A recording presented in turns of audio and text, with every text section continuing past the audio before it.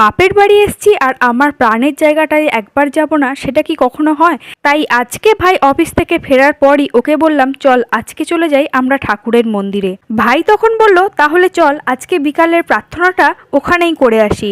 সবাই মিলে একসাথে রেডি হয়ে চলে আসলাম ঠাকুরের মন্দিরে। আর এখানে দেখো, প্রার্থনার সময় হয়ে আসছে বলে সবাই যে যার কাজে নিযুক্ত হয়ে রয়েছে। আর এই যে সাদা রঙের ধুতি পাঞ্জাবি পরা এই মানুষটিকে দেখছেন, এই মানুষটি হলো আমাদের এই মন্দিরের পূজারী। আর আজকে হারমোনিয়ামের দায়িত্বে রয়েছে আমার ভাই। এখানে বলে রাখি, আমার ভাই কিন্তু একজন মাল্টি ট্যালেন্টেড মানুষ। যাই হোক, প্রার্থনা শেষ করে সবার সাথে একটু আলাপচারিতা করার পর চলে আসলাম আমরা বেকারসে।